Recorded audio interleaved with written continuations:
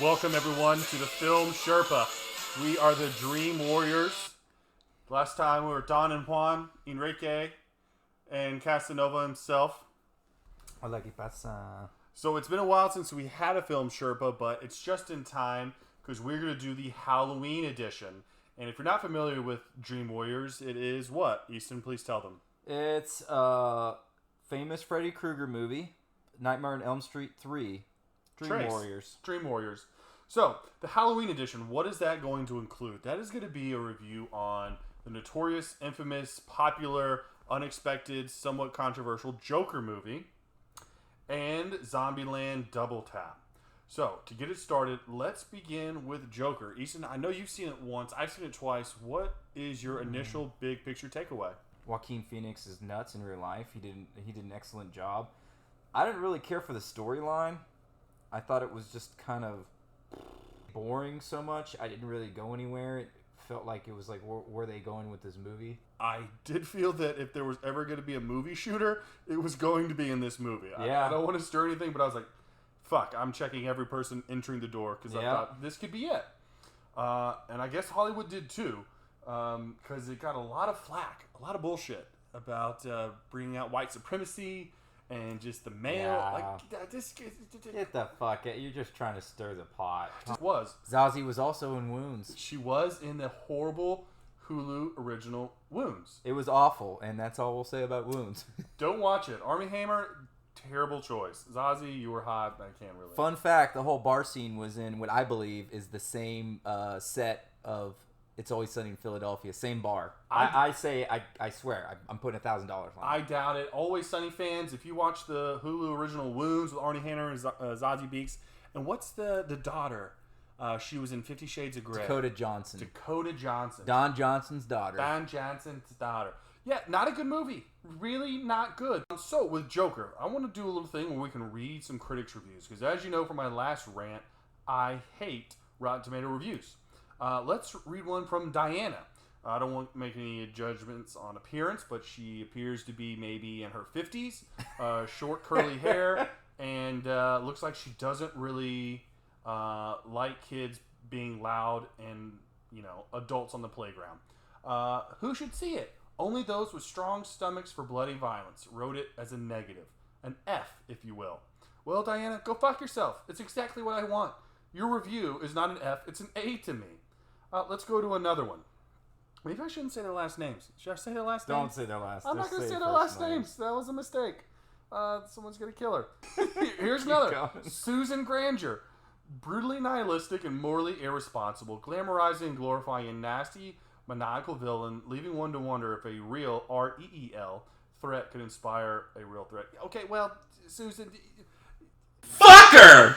I would have to say, Joker, overall, to me, 8 out of 10, with Joaquin being a 10 out of 10. 100%. He crushed the laugh. He crushed the development. 7 out of 10. 7 out of 10. Well, you can go fuck yourself. Did you notice that Brian Callen was the Chippendale dancer getting ready in the mirror? Yeah. Okay. I know you're talking about now. Forgot his name.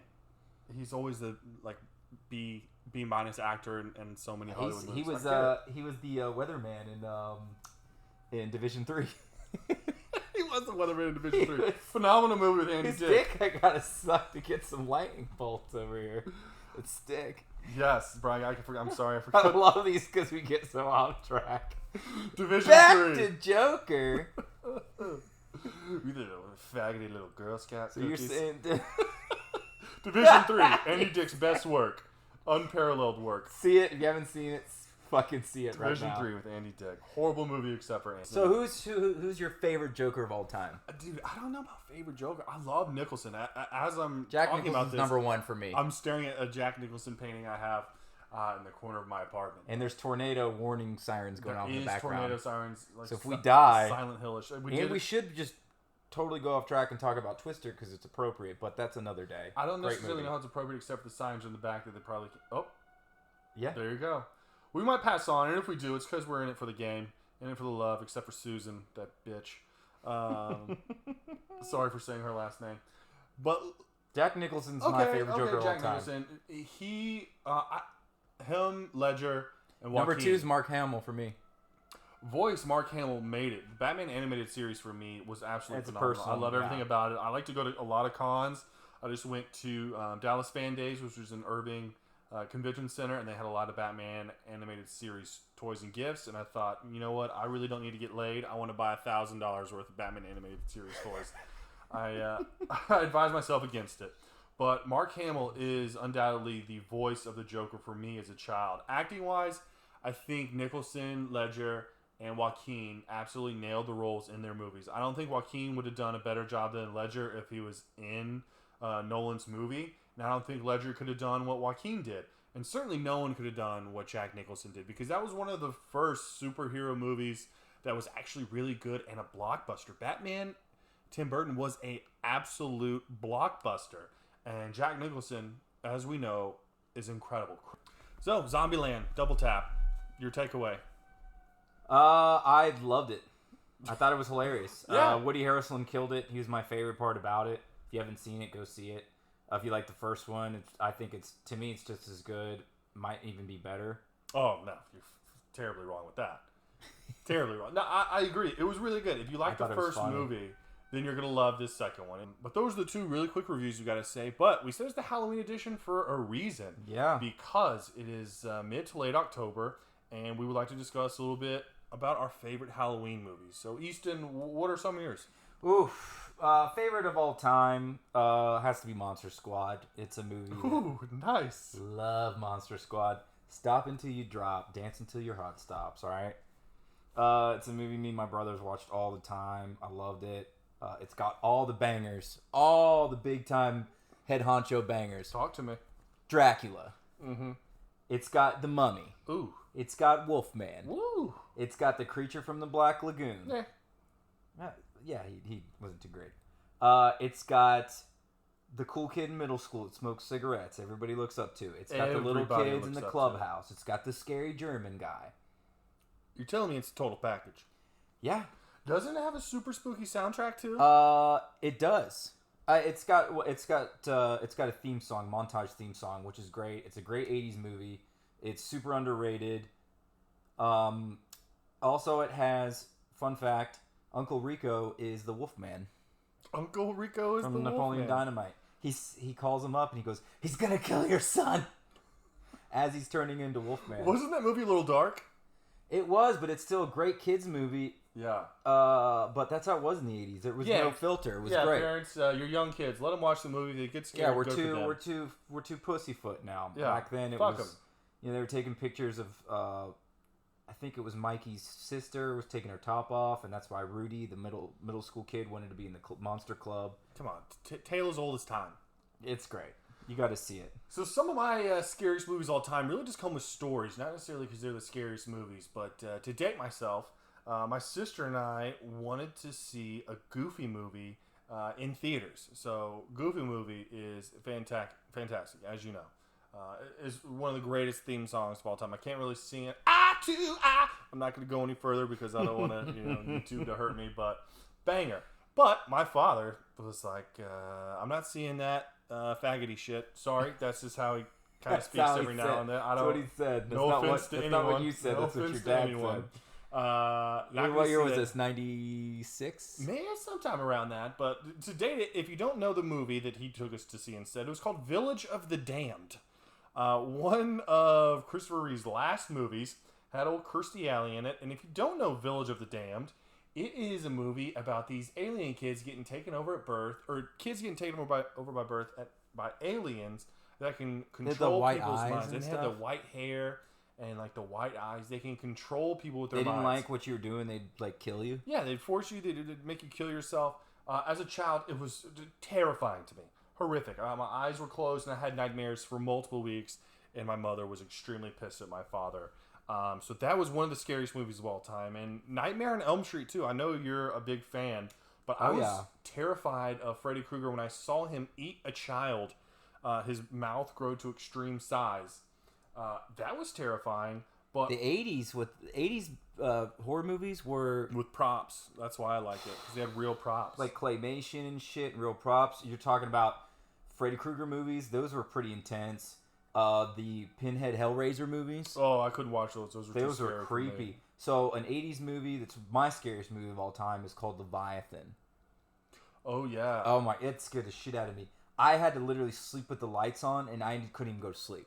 I actually couldn't go to sleep. I had to leave the lights on, and I stayed up. That was my first all-nighter I pulled, and I think I was in elementary school. Scary movies scared the shit out of me. Scary movies for me, Freddy Krueger scared me so much I would have horrific nightmares. And funny story, I remember the exact dream I had where I got over my fear of Freddy Krueger. I kept having nightmares of him over and over. I'd probably say twice a week as a kid, and I finally got fed up. I'm like, fuck this. I can't be a little bitch. I have to find a way to not be scared.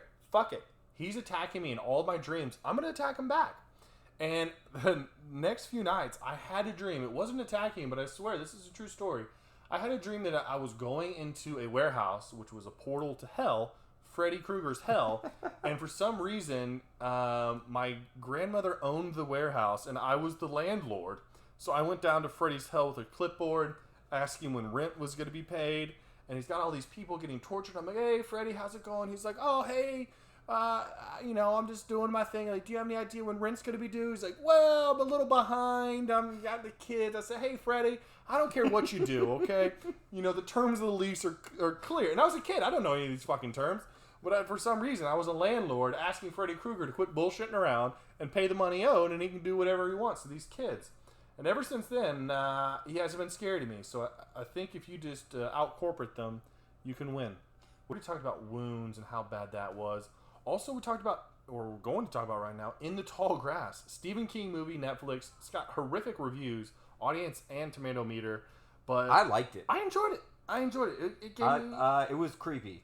Yeah, it was creepy. It's got some intense parts. Eerie. Patrick Wilson goes all out. He's in it. Surprise. But he does a really good job. And I'm not going to say it's a really good movie. It's a good Halloween flick. Yeah, speaking of Halloween, they're doing 2 others. You know that? They're doing like a trilogy of this new Halloween, which I, of course, loved. Yeah, I thought that was sweet. I didn't like how they didn't take into Jamie account Lee Curtis Halloween. is back in it. Yeah, I didn't like how they didn't account for Halloween 2, because with Halloween, this new recent one being a direct sequel from the first one, it doesn't give enough lore for Michael Myers. If he murdered all those people in the hospital, then that would make his character a little bit more notorious. I think just a couple kills in the first wasn't good enough. But that aside, in 2020, we're going to get one called Halloween Kills. And in 2021, we're going to get Halloween Ends. So obviously he doesn't die in Halloween Kills, or most likely does not. Well, we think he dies, but he's not. Well, in Halloween Ends, he could die, but Halloween Kills, if they're doing 2 others, it'd be kind of shitty if they just, well, here's the new Michael Myers. And we're not going to talk about the Rob Zombie ones. Those are garbage. So, all right, do you know how many Freddy Krugers they did? What, like 5? What? 8. 8 Krugers? They did 8. That includes Jason versus Freddy. You know how many Friday the 13th? Friday versus... Ooh, little Kelly you know how many Rowland? Friday the 13th? Yeah, Kelly Rowland. Kelly Rowland, baby. How many Friday the 13th they did? Oh, like about a baker's dozen, Bob. Almost. 1 shy. 12. Oh, my gosh. Yeah. 2. I got a very important question for you. Yeah. On a scale of 1 to 10, 10 being the absolute best. Okay. What would you rate one of the 10. most iconic Halloween movies of all time? Ernest Scared Stupid. That's a fucking 10, clearly. I mean, it really just... In the powder keg of, political correctness that was the time of Ernest Scared Stupid, he wasn't afraid to go out and really give 110%, Dairy was down. The numbers for milk and dairy were down those years. And that movie alone, allegedly, boosted the dairy market 20 to 25%. I've never been more scared of trolls. To the viewers, we are going to say this is the Film Sherpa. I think this episode might not have given much insight, but I had fun, and I'm still fearing for my life for the lights flickering. Yeah, there's a tornado 3 miles north of this. I just checked. Okay, so but whatever. Maybe we're a little I lived a good life. We were a little too dramatic, but that's us signing off. Don Juan, Enrique, and Casablanca, Ron and John, Terry and Tim, whatever you want to call us. Spook your loved ones. Spook Happy your Halloween. loved ones. Spook her good. Spook her real good. Dream Warrior.